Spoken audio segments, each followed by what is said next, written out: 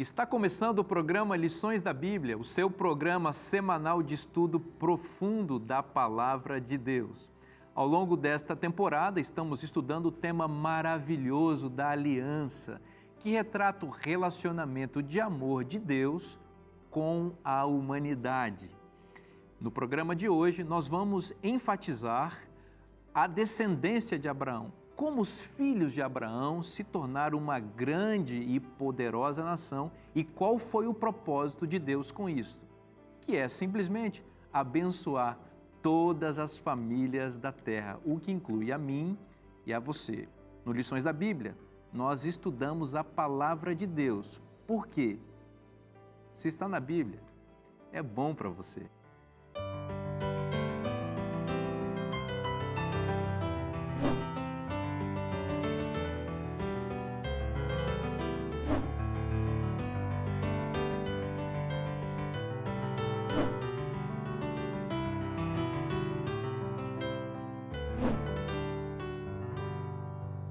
Muito bem, meus amigos, que alegria poder estarmos de novo aqui para estudarmos a Palavra de Deus. E a gente tem falado isso, a gente não se cansa de falar, que nós estamos nos banqueteando aqui nessa mesa que Deus está nos oferecendo a toda semana de estudo da Palavra de Deus. E a gente está se nutrindo espiritualmente aqui com as palavras que Deus nos oferece, né? Na semana passada nós falamos muito sobre a descendência de Abraão, falando das promessas, né, aos filhos de Abraão. E nessa semana nós vamos nos concentrar um pouco na materialização dessa promessa, quando se estabelece, de fato, uma nação poderosa para cumprir os propósitos de Deus, aqueles propósitos que Deus havia estabelecido na aliança com Abraão. Então, para essa nossa conversa, a gente continua contando com essa equipe que vai dando saudade, já a gente vai sentindo que a temporada vai avançando e a gente não quer que acabe, porque não só estudar a Bíblia com vocês é bom, mas também estar na companhia de vocês é muito bom. Eu tenho aqui a alegria de apresentar meu amigo pastor Boger.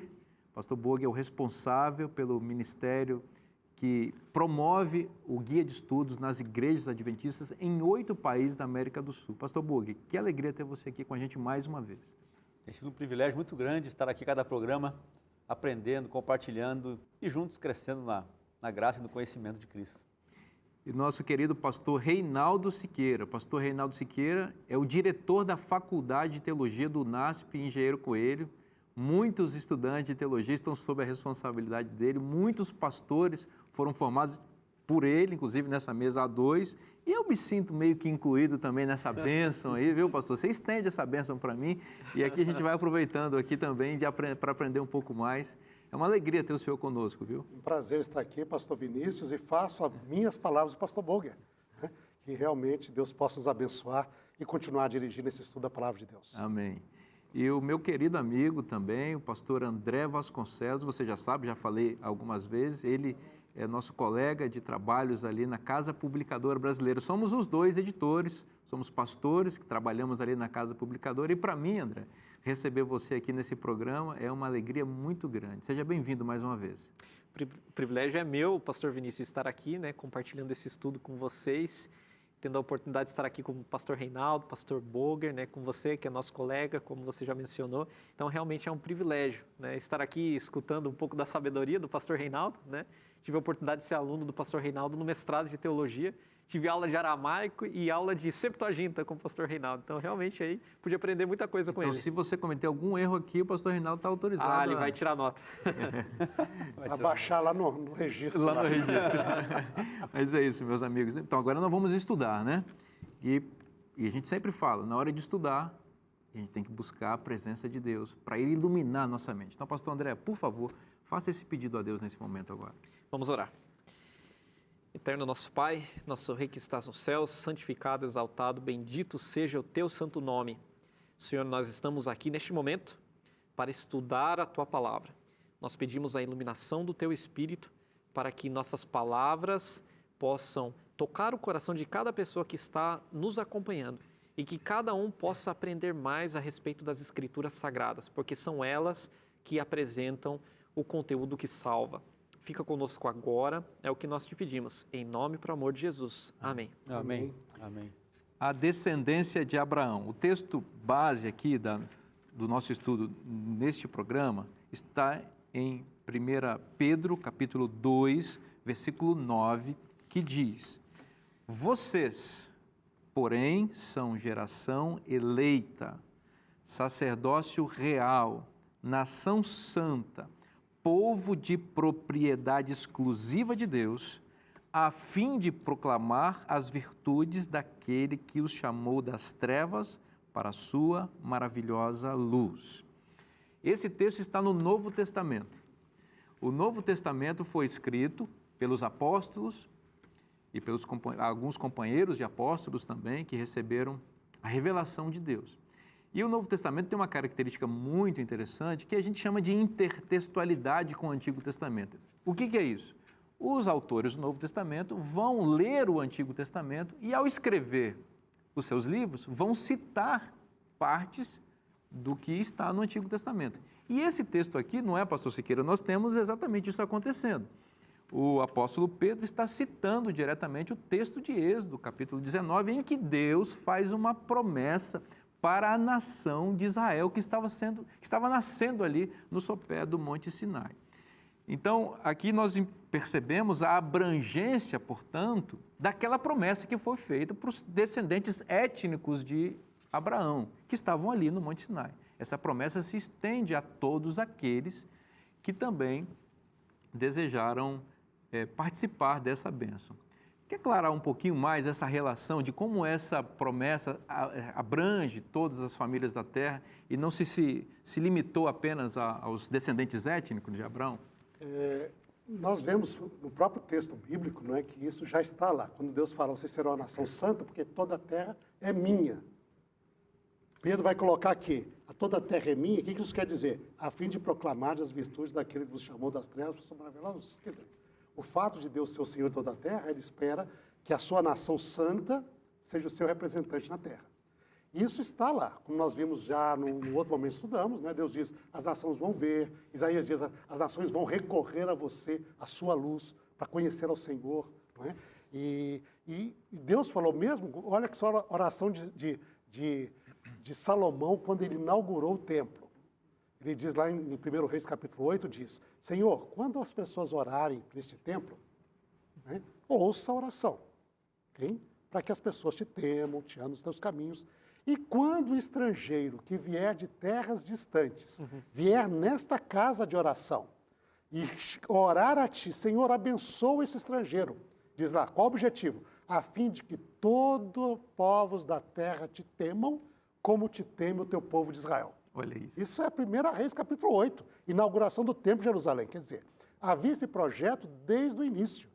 Em ti serão benditas todas as famílias da terra, não é?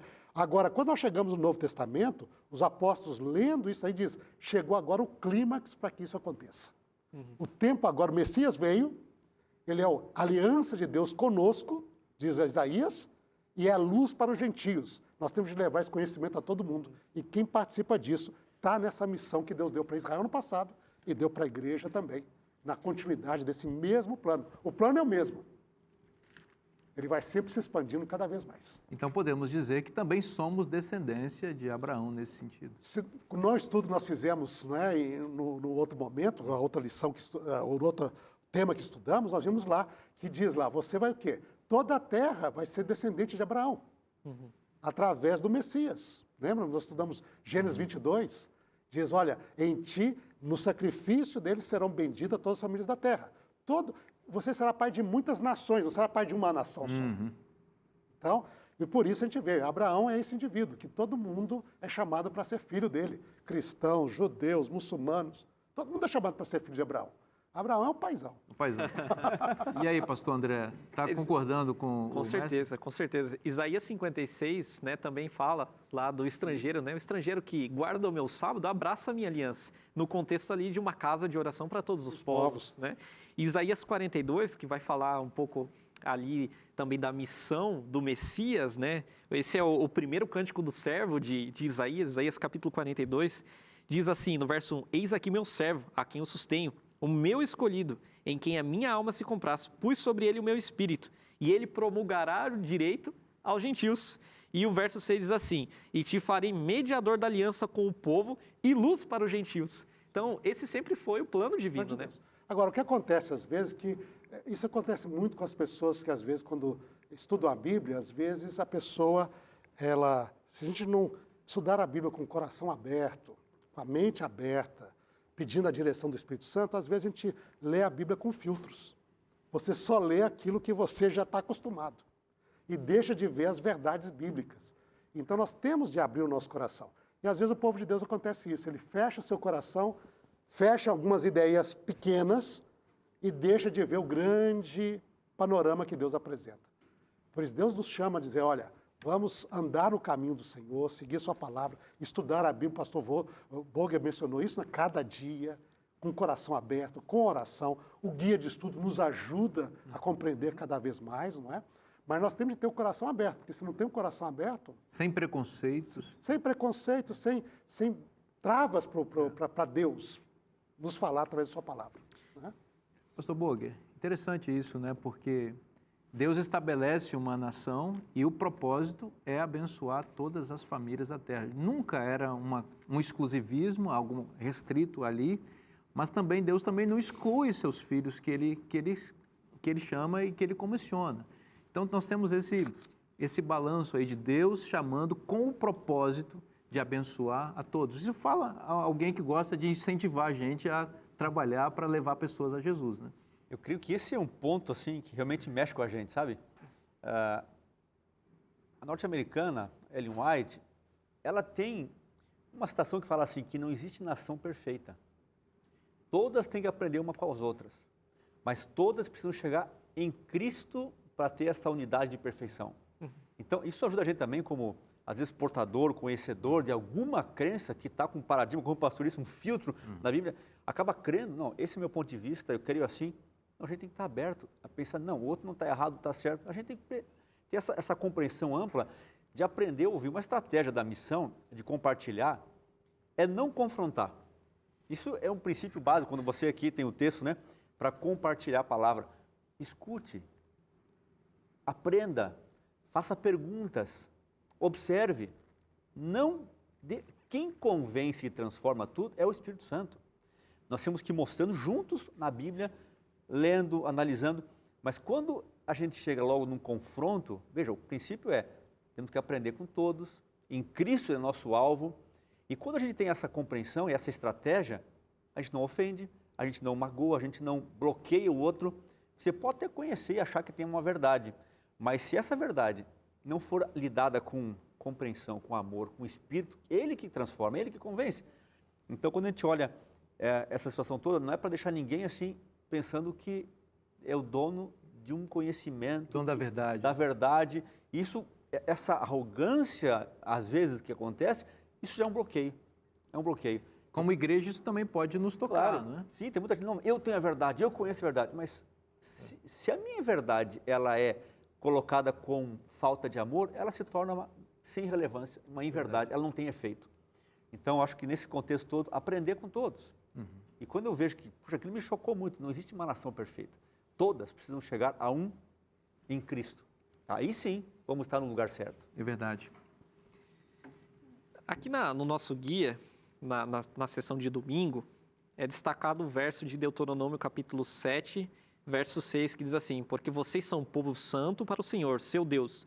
O Senhor, seu Deus, os escolheu para que de todos os povos que há sobre a terra, vocês fossem o seu povo próprio. Então a gente volta naquela questão de que Deus escolheu Israel para um propósito de abençoar. Eu já enfatizei em alguns programas anteriores que na Bíblia eleição é sinônimo de missão, e Israel tinha uma missão bem definida.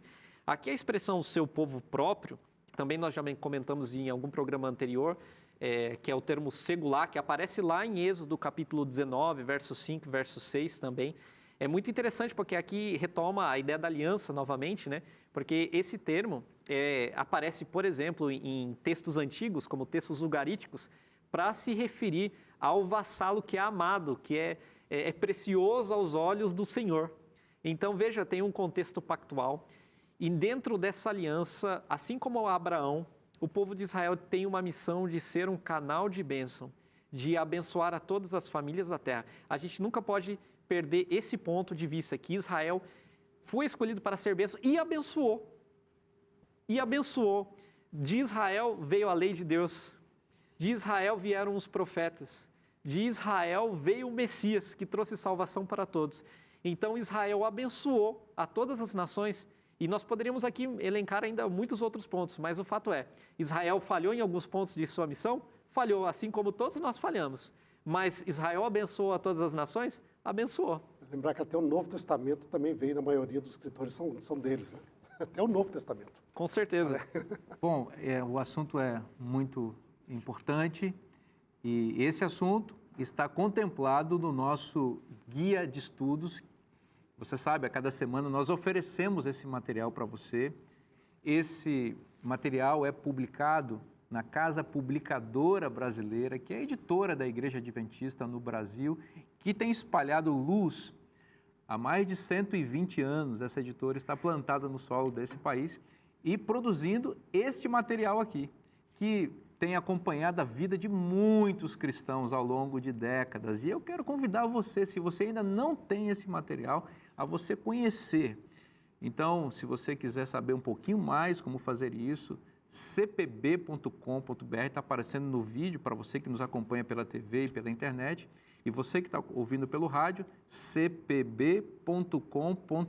Você vai conhecer um pouco mais sobre este e outros materiais. Gente, olha, que gostoso conversar com vocês aqui. Tem coisas muito lindas que Deus está falando. E eu quero convidar você que está aí a esperar só um pouquinho, um pequeno intervalo rápido, porque o Lições da Bíblia volta já já. A tristeza é que a humanidade sistematicamente se afasta de Deus. Desde o Éden, seja na história de Israel e seja na história da igreja. Mas o incrível é que Deus continua apaixonadamente, perdidamente apaixonado por esse ser humano que foge dele e vai tentar buscar quem ele pode buscar. E é a história que a nossa lição também trata aqui. Que amor é esse, né? Aqui a gente tem que buscar a poesia para tentar entender isso daí. Que amor é esse? Outra frase linda, Deus não se cansa de amar. Esse é o nosso Deus. Esse é o Deus que te ama, que está acompanhando você nesse momento agora. Abra seu coração para Ele. Estamos de volta com o programa Lições da Bíblia, que é o seu banquete semanal de estudo profundo da Palavra de Deus. E hoje está profundo, muitos temas importantes estamos estudando aqui. E você sabe que muitas das coisas que são faladas aqui pelos nossos convidados, elas têm fontes. E eu quero apresentar para você mais uma vez uma fonte muito útil de conhecimento da Palavra de Deus, que é este comentário especial editado pela Casa Publicadora Brasileira, que são os comentários de Ellen G. White sobre o tema do nosso guia de estudos. Essa escritora norte-americana, já falecida, tem abençoado muitas pessoas com seus escritos, milhares e milhares de páginas, e muitas dessas páginas encontram temas relacionados ao guia de estudos, e aqui nós temos um material que separa algumas de suas citações mais lindas sobre esse assunto. Então, quero convidar você a conhecer um pouco mais sobre o tema, né, conhecer mais sobre o estudo desta temporada neste material editado pela Casa Publicadora Brasileira. Se você quiser conhecer, cpb.com.br é o site da editora e lá você vai ter uma infinidade de recursos que vão aprimorar o seu conhecimento na Palavra de Deus. cpb.com.br. Meus amigos, no bloco anterior nós falamos um pouquinho sobre o porquê Deus escolheu uma nação para... E nós aqui chegamos a uma conclusão de que Deus tinha um propósito. Acho que nós vamos dividir, pastor Siqueira, assim, ó, o porquê e o para quê. E que são coisas diferentes, né? Para quê a gente trabalhou bem no bloco anterior? Para iluminar o mundo com a mensagem, proclamar as virtudes daquele que nos chamou das trevas para a sua maravilhosa luz. Agora, vamos dizer por que Deus chamou, a causa, que é uma nuance diferente. Eu acho que o senhor tem uma coisa boa para falar aí para a gente. Eu creio, pastor Vinícius, que está aqui, quando nós lemos o texto de Deuteronômio 7,6, diz lá que Deus escolheu para que fosse o seu povo próprio, uma nação santa. Mas é interessante que, na continuação, ele explica esse porquê. Esse é o para quê? Para ser uma nação santa, essa função de missão, né? Mas diz, mas por quê? Aí diz assim, não vos teve o Senhor afeição, verso 7, continuando, lá na sequência, nem vos escolheu, porque fosseis mais numerosos do que qualquer povo. Vocês não eram, porque vocês eram menorzinho de todo mundo. Okay? No verso 8 diz, e também, mas o Senhor vos escolheu porque vos amava, e para guardar o juramento que fizera a vossos pais. O Senhor vos tirou com mão poderosa, vos resgatou da casa da servidão, do poder de Faraó, rei do Egito. Então aqui vem essa parte, a razão de toda essa aliança, e a razão até porque dá uma missão para nós, é porque Deus ama. Ama aquele com quem está em aliança e ama os outros que podem ser abençoados. Não é? Mas a razão básica é amor. Não é porque ele vai ser um instrumento na minha mão. Ele vai ser um instrumento, é um objetivo, mas a razão básica é eu amo. Pastor Siqueira, que coisa linda isso. Deus não nos trata como objetos, como coisas que ele usa, depois descarta, né? A relação de Deus com seus filhos é com base no amor. E a Bíblia diz que o caráter dele é amor. Deus é amor. Então, é bom a gente dizer isso porque nem Israel, nem todos nós que somos alcançados por esse amor, temos nada para oferecer para Deus. É diferente, por exemplo, de um relacionamento de amor entre marido e mulher, por exemplo, né? O marido olha para a esposa antes de se casar e diz, olha que menina bonita e tal, e se apaixona pela beleza dela e vice-versa, quando isso é recíproco, né? E aí se estabelece uma família e tal. Então você tem os dois oferecendo coisas boas. Mas pense, o que motivou Deus a amar Israel ou qualquer um de nós? O que nós temos para oferecer? Nada. Mas Deus, em sua graça, em sua misericórdia, Ele nos amou. E amou Israel, e por isso escolheu para ser sua nação e, com base nesse amor, comissionou Israel para uma missão. Agora, pastor André, é o seguinte, quando a gente ama alguém, em geral a gente presenteia as pessoas que a gente ama, né? A gente já está alguns dias aqui longe de casa, então fica a dica para vocês aqui, dá um presentinho para a esposa, para os filhos, se ainda não tem, né? Então, já estou até me comprometendo aqui, naturalmente, que eu vou precisar também fazer essa parte. Mas a gente está com saudade, porque a gente ama e a gente gosta de presentear. É verdade. Agora, se Deus é amor por excelência, e Ele amou Israel, Ele também deu presentes para eles, ou pelo menos prometeu que daria presentes para eles, e naturalmente a gente sabe que Ele cumpriu. Que presente aí você quer destacar que Deus prometeu a dar à nação de Israel, a Abraão e sua descendência, e cumpriu?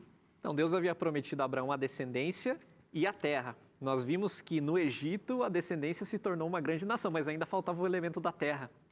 Agora é interessante que Deus havia prometido isso a Abraão e ele ficou, né, na verdade ainda Abrão, né, não era Abraão, porque isso foi prometido inicialmente em Gênesis 12, depois também em Gênesis capítulo 15, e o nome dele é mudado em Gênesis 17. Mas lá em Gênesis 15, Abrão pediu uma garantia. E qual seria essa garantia de que ele receberia a terra? E aí a gente tem uma cerimônia de aliança. Se a gente abrir a Bíblia, quero convidar as pessoas que estão nos acompanhando, os nossos amigos, a abrirem a Bíblia em Gênesis capítulo 15. Nós vamos ler o verso 9, 10 e o 11. Deus faz uma aliança com Abraão. E o texto bíblico diz assim: toma uma novilha, uma cabra e um cordeiro, cada qual de 3 anos, uma rola e um pombinho. Aí o texto diz que ele, tomando todos esses animais, partiu-os pelo meio. Ele expôs em ordem as metades, uma defronte das outras, e não partiu as aves. Aí diz o verso 11 que as aves de rapina desciam sobre os cadáveres, porém Abraão as enxotava. E o verso 18 diz: naquele mesmo dia fez o Senhor aliança com Abrão, dizendo: a tua descendência dei esta terra, desde o rio do Egito até o grande rio Eufrates. Pode parecer estranho para os nossos telespectadores, para os nossos amigos que estão nos acompanhando essa cerimônia, né? O que tem a ver partir os animais, né? Colocar uma parte de frente para outra? Se você olhar depois com mais calma os versos 12 a 17, vocês vão ver que passa uma tocha fumegante entre essas partes dos animais e então é feita uma aliança. Essa tocha é uma teofania, uma manifestação da divindade. E Deus passa entre essas partes que foram cortadas. Tem um texto na Bíblia que explica esse ritual e deixa bem claro. Lá em Jeremias, capítulo 34, versos 18 e 19, nós encontramos esses mesmos elementos de Gênesis capítulo 15. A Bíblia diz assim: farei aos homens que transgrediram a minha aliança e não cumpriram as palavras da aliança que fizeram perante mim, como eles fizeram com o bezerro que dividiram. E aqui é um detalhe interessante, né, pastor Reinaldo? Porque o termo fazer, no verso 18, é o termo karate, daquela fórmula karate berit. E depois o verbo dividir, aqui também é karate. Então tem uma relação entre o ato de fazer uma aliança e o ato de dividir o animal. Você tem aqui o mesmo uso, o mesmo uso verbal. E então, o texto diz que foram divididos em duas partes e passando eles pelo meio dessas duas porções. Aí o verso 19 acrescenta: os príncipes de Judá, os príncipes de Jerusalém, os oficiais, os sacerdotes e todo o povo da terra, os quais passaram por meio das porções do bezerro. Entregá-los-eis nas mãos de seus inimigos e nas mãos dos que procuram a sua morte. E os cadáveres deles servirão de pasto às aves do céu e aos animais da terra. Também tem aqui a ideia das aves, o mesmo elemento de Gênesis capítulo 15. Basicamente, em poucas palavras, aqui você tem uma cerimônia de aliança, em que um animal é sacrificado, é partido, para se cortar uma aliança, para fazer uma aliança. Então, o corte do animal representa o corte da aliança. E isso é uma ação simbólica que representa a maldição do pacto. Ou seja, o que aconteceria com o transgressor. Então, quando Deus passa entre os animais partidos e faz uma promessa, ele está se comprometendo com a própria vida. Ele está dizendo assim, que se eu não cumprir essa promessa, que aconteça comigo o que aconteceu com esses animais. Então, os animais são uma representação simbólica do castigo que incorreria o transgressor. Obviamente, Deus cumpriria a sua palavra e ele coloca a sua vida como um penhor dessa promessa. Talvez essa parte assim, você vê que Deus, ele fala assim, pega os animais. E Abraão não perguntou mais nada. E você vai ver que nos documentos da época existia essa cerimônia entre os povos vizinhos de Israel, que era a cerimônia de um compromisso mais solene que havia. Quando alguém ia fazer um pacto com o outro, pegava o animal, partia, depois levantava a mão e passava entre os animais fazendo um juramento, como o pastor André falou. Ele levantava assim, eu juro fazer isto. E a ideia era, se eu não cumprir, o meu destino será como desses animais, como o pastor falou. Ou seja, Abraão perguntou, como é que eu vou ter a terra? Deus diz, Abraão, eu juro pela minha própria vida, pelo meu próprio ser, que essa terra será sua e da sua descendência. Ou seja, Deus assegurou isso com sua própria existência. Se eu não fizer isto, eu vou morrer e vai acabar com esses animais. Sabe? Então, é um pacto extremamente solene. Isso quer dizer que a questão da terra, ela é solene. Ela não é um negócio assim irrelevante. Muita gente diz, não tem mais nada a ver. Não, ela é solene. E quando nós olhamos na Bíblia, Deus vai cumprir isto. Diz, mas peraí, mas como vai cumprir? Olha, vai cumprir para toda a eternidade. Ela diz lá, quando nós lemos no livro de Apocalipse, você vê que depois, no final da história humana, diz que a nova Jerusalém desce do céu e vai descer aonde? Sobre a atual Jerusalém. Mas ela vai ocupar um espaço muito maior do que a atual Jerusalém. Na verdade, vai tomar toda aquela região do Oriente Médio, que é a terra prometida a Abraão. E ali Deus vai habitar com seus filhos, vai estar Abraão vivo, vai estar Davi ali, Deus vai habitar para sempre. E as portas da Nova Jerusalém são a porta das 12 tribos de Israel, com o nome das 12 tribos. Quer dizer, isso é para sempre. E Hebreus 11 já fala disso, né? Exato. A cidade cujo arquiteto é Deus. Então, é sério para Deus. Mas diz, pastor, isso mas é para toda a eternidade. Deus vai cumprir isto. Deus é fiel à sua palavra, sabe? Pastor Siqueira, que coisa bonita a gente ouvir isso e a gente percebe como Deus leva a sério aquilo que Ele promete. Leva a sério. Deus não é daqueles, pastor Bogue, que fala uma coisa hoje e amanhã muda de ideia. Então, Deus se comprometeu, conforme bem ilustrado na questão do pacto aqui, de que era uma coisa de vida e morte, e a vida dele estava empenhada nisso. Né? Agora, a outra parte da aliança, que somos nós, Israel e nós, nem sempre é fiel. Existe na Bíblia uma metáfora interessante para falar da aliança, que é o relacionamento entre um marido e uma mulher. E há, às vezes, infidelidade. Nunca da parte de Deus. Por exemplo, em Jeremias, capítulo 11, versículo 8, nós lemos o seguinte: mas eles não quiseram ouvir, nem atenderam. Ao contrário, andaram cada um segundo a dureza do seu coração maligno. Por isso fiz cair sobre eles todas as ameaças desta aliança, a qual lhes ordenei que cumprissem, mas eles não cumpriram. Então aqui a gente vê que Deus fiel de um lado, Israel em momentos de infidelidade. E Deus também levando a sério aquilo que ele disse que faria caso houvesse descumprimento da promessa e da aliança da parte humana. Isso continua valendo para nós também. Né? Sem dúvida. Me chamou muita atenção esse comentário desse dia aqui que nós temos, que você mostrou no começo, nesse bloco, algo que me tocou, sabe? Estudando esse tema aqui, a gente acaba crescendo, aprendendo muito.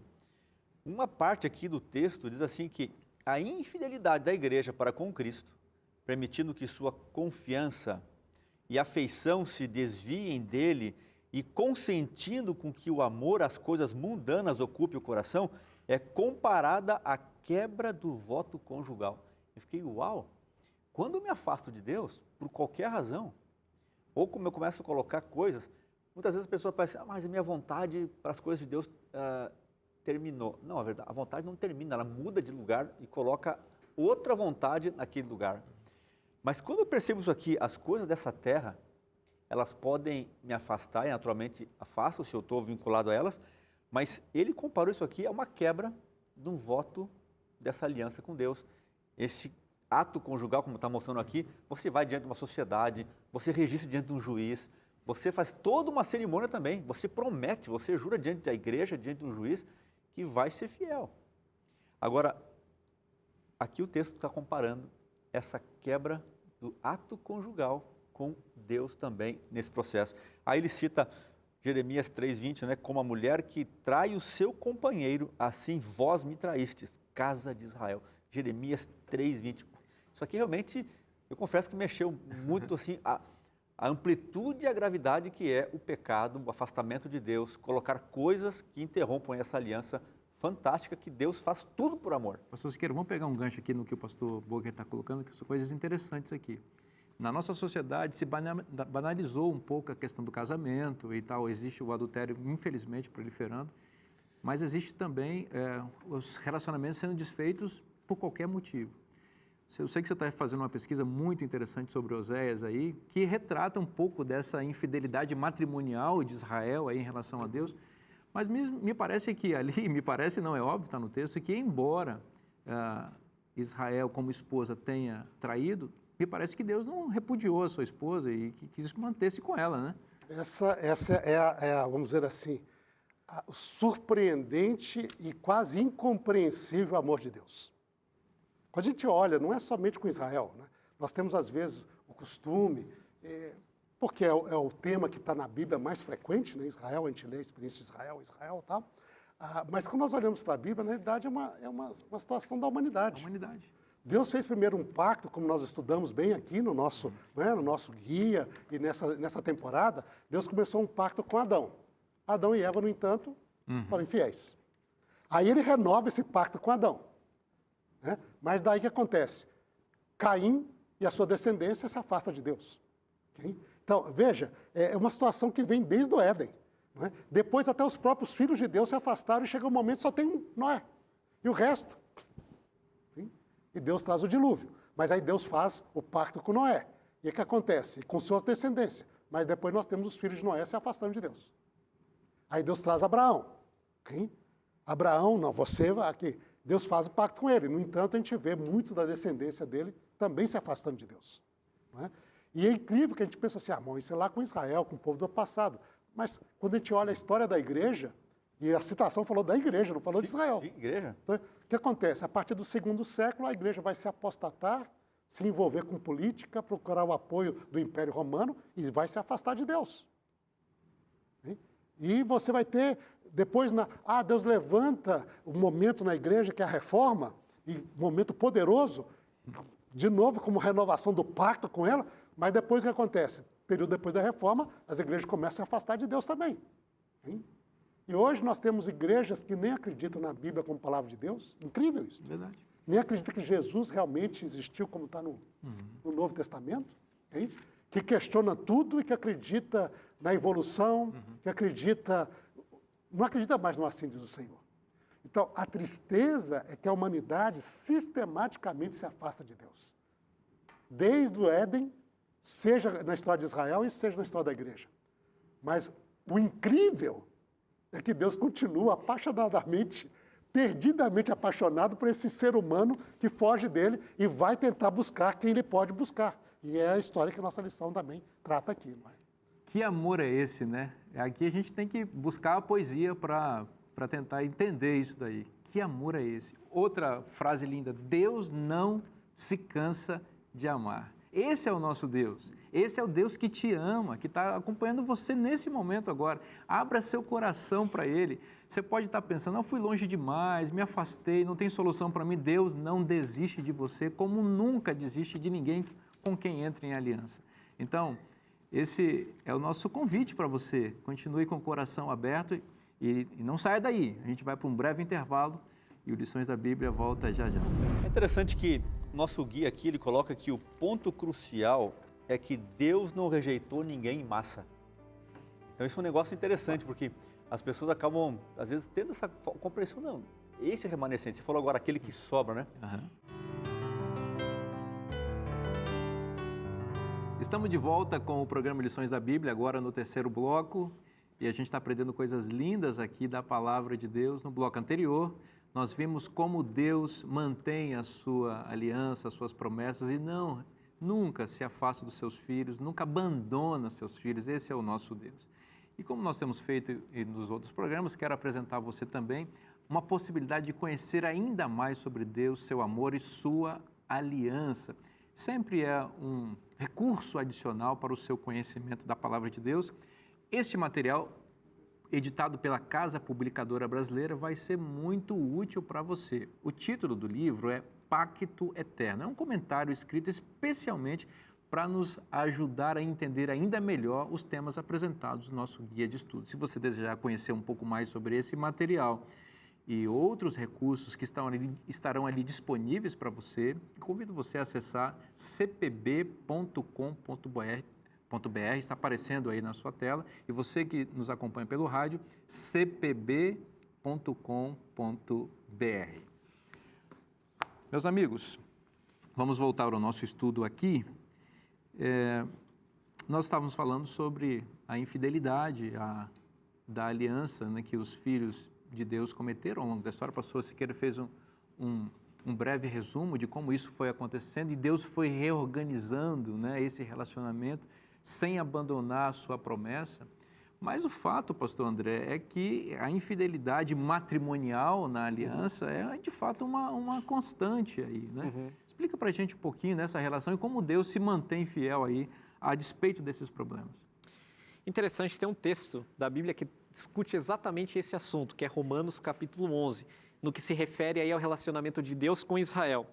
E Romanos capítulo 11, verso 28 e verso 29, vai elaborar, né, Paulo vai elaborar sua resposta aqui com base nos termos de um tratado de concessão real, que nós já explicamos, né, em programas anteriores, que é um pacto que é feito por toda a eternidade. Claro que ele depende da obediência para o usufruto dos benefícios do pacto, mas a sua concessão é uma concessão bondosa de um rei e é para toda a eternidade.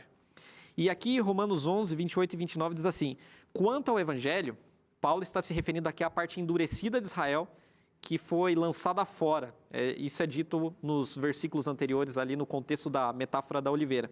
Então, quanto a essa parte endurecida, eles são inimigos por vossa causa. Quanto, porém, à eleição, amados por causa dos patriarcas, porque os dons e a vocação de Deus são irrevogáveis. Então, eleição não pode ser confundida com salvação. Eles eram eleitos, Israel continuava eleita, embora parte de Israel fosse endurecida, e embora essa parte fosse inimiga do Evangelho, porque ela não havia aceitado a Jesus como o Messias, ainda assim continuavam eleitos, porque os dons e a vocação de Deus são irrevogáveis. Essa é a resposta do apóstolo Paulo. E Ellen White, que foi uma pioneira cofundadora da Igreja Adventista, comenta algo muito semelhante no livro Atos dos Apóstolos, na página 375. Ela diz assim: embora houvesse Israel rejeitado o seu filho, Deus não o rejeitou. Então, a infidelidade da esposa não implica em infidelidade do esposo. O esposo é sempre fiel. E nós comentamos no bloco anterior que o profeta Oséias é um exemplo disso daí, né? Que o marido que se mantém fiel e buscando a esposa a despeito da sua infidelidade constante, né? Exatamente. Agora, pastor Siqueira, Deus vai lidando com esse problema aí da infidelidade ao longo de toda a história da humanidade, como o senhor historiou ali. A maneira como ele vai lidando com isso, a gente tem uma palavra na Bíblia que ajuda a entender, que é o remanescente, ou seja, é aquilo que vai sobrando da parte humana da aliança. Porque nem toda a coletividade às vezes pode abandonar, mas sempre tem ali alguém, não é? Às vezes mais gente. Lembra do profeta Elias, por exemplo, achando que estava sozinho, né? Mas Deus falou para ele, tem 7.000 que não se dobrou a Baal. Então, Deus tem sempre um remanescente, aquilo que sobra, que mantém-se fiel ao pacto. O pastor Siqueira, ele foi aluno aí, né, orientando do autor do nosso guia de estudos, pastor Gerhard Hasel, que infelizmente faleceu em 1994, não é isso, pastor? Exatamente. E a tese doutoral do pastor Gerhard Hasel, que foi orientador do pastor Siqueira, fala um pouquinho sobre o remanescente. Ele era apaixonado por esse assunto e a gente entende exatamente a importância desse tema. Deus lida com a sua fidelidade, mantendo-a naqueles que sobram, que se mantêm fiéis àquilo que ele prometeu aos antepassados. Né? Exato. O autor, que é o Dr. Hasel, ele fez a sua tese sobre Isaías, não é? E o tema do remanescente Isaías. E quando você lê o livro de Isaías, diz, se o Senhor não nos tivesse deixado um remanescente, nós seríamos como Sodoma e Gomorra, totalmente destruídos. Mas nós não estamos totalmente destruídos, por quê? Porque Deus é fiel, ele vai trabalhando no coração daqueles que mesmo no meio do povo, se o povo ainda não ouve a voz de Deus, sempre há alguns. E ele vai trabalhando. E o remanescente, segundo Paulo, é interessante isso. Você vai em Romanos 11 e diz, Deus não rejeitou o seu povo, hein? Que de antemão escolheu. Aí ele usa o exemplo que você acabou de mencionar. Hein? E diz, como o tempo de hoje é como nos dias de Elias. Ele falou, ó, acabou, só eu. Diz, não, tem 7.000. Daí Paulo vai dizer lá no verso 5, assim também hoje permanece um remanescente segundo a eleição da graça. Que é quem? Era Paulo, era Pedro, era João, era Tiago, era os 3.000 que batizaram em Pentecostes, todos eles judeus. E tem que lembrar que o primeiro não judeu que se batizou foi Cornélio. Isso é Atos 10. São se batizava a cada dia, quer dizer, houve, ainda que a nação... Sacerdotes, fariseus que aceitaram o evangelho, diz, apesar da nação como um todo não ter aceitado o Messias, e a liderança ter atuado contra, havia muita gente em Israel que aceitou. Este é o remanescente. E para Paulo isso é o sinal da fidelidade de Deus. O remanescente não é que o outro acabou. O remanescente é Deus manteve a sua promessa e está aqui. E a gente vê isso também na igreja. Apesar da igreja ter apostatado ao longo dos séculos, Deus sempre teve um remanescente que era fiel a Deus, através dos séculos, na Idade Média, na Reforma e nos últimos dias também. E Deus nos chama hoje para nós sermos parte desse remanescente. Essa igreja que o senhor menciona é a igreja cristã chamada por Cristo para... Sim, exatamente. Quando você olha através da lá, e isso está no Apocalipse de maneira bem clara, você tem sempre um remanescente ali. Olha, você está no meio da apostasia total. Mas aquele que é fiel, ouça a minha palavra, fique fiel até o fim. Hein? E nós temos isso. Temos aí John Wycliffe, John Hus, né? Os valdenses, né? Fiéis a Deus, escondidos nas montanhas, pregando as palavras de Deus, no meio da Idade Média mais terrível, não é? Nós temos ali o pessoal, os huguenotes, depois, no período da Reforma ali também, o Lutero, Calvino, não é? E isso eles eram parte da igreja, eles eram da igreja medieval. Leram a Bíblia e dizem, não, nós temos que ser fiéis a Deus. E é o remanescente. E é o remanescente. Essa linha que Essa linha vai continuar até o final dos tempos. E no final dos tempos, Deus diz, de todas as nações, de todos os povos, diz, temei a Deus e dai-lhe glória, porque chegou a hora do juízo. Adorai o Criador e se prepare que Jesus está voltando. Pastor Bogas, o pastor Siqueira mencionou aqui o remanescente que vai até o final. Então tem um remanescente no fim também. E é interessante que esse remanescente do fim, que aparece ali em Apocalipse capítulo 12, versículo 17, 14, verso 12, não é? Ele tem a mesma característica ao longo da história, né? Deus não mudou e também aqueles que entram em aliança com ele são os mesmos. Apocalipse 12, 17 diz que o que sobra, né, o remanescente que corre, foge do dragão que está perseguindo, tem a característica de guardar os mandamentos de Deus e ter a fé em Jesus. É uma característica que se mantém ao longo da história, mesmo para aquele remanescente anterior à vinda de Jesus, porque já esperava o Messias. Então, guardando os mandamentos e a fé em Jesus. E esse pessoal, pastor Boger, vai ter uma missão especial no contexto do fim aí, né? Sem dúvida. É interessante que nosso guia aqui, ele coloca que o ponto crucial é que Deus não rejeitou ninguém em massa. Então, isso é um negócio interessante, porque as pessoas acabam, às vezes, tendo essa compreensão. Não, esse remanescente, você falou agora aquele que sobra, né? Uhum. Esses dias, eu comecei a fazer um curso bíblico e a pessoa começou a frequentar a igreja, já muito interessada. Ela, pastor, eu sei que vai chegar algum momento aí do estudo, mas o que é essa palavra remanescente? Você sempre fala, todos que pregam aí citam que remanescente, remanescente. Você usa uma expressão muito simples, que é o que compreensão. É aquele que sobra, aquele que é fiel a Deus, aquele que, independente, como o texto aqui nos traz aqui, nosso guia, Deus não reconhece nenhuma distinção em matéria de nacionalidade ou classe social. Ele é o Criador de todos, Salvador de todos. E o nosso guia cita o Gálatas, agora de forma completa. A gente já citou várias vezes alguns textos que a lição vem trazendo, nosso guia de estudo. Mas agora, o Gálatas 3, ela cita aqui o 26, 27, 28 até o 29. Parece que ele fecha o conjunto aqui, nesse contexto todo da missão. Porque nós somos realmente filhos de Deus, mediante a fé em Cristo. Aqui ele reforça a ideia de que todos foram batizados em Cristo, revestidos dele. Agora, aqui está algo interessante para um contexto tão atual que a gente vive. Há muita discussão de pessoas, homem, mulher, raça, isso, aquilo tudo. Está aqui o texto, verso 28. De sorte que não pode haver judeu, nem grego, nem escravo, nem liberto, nem homem, nem mulher, porque todos vós sois um em Cristo. Opa. Todos são um em Cristo. E aí, o texto que é fantástico, já foi citado várias vezes em lições, em momentos anteriores.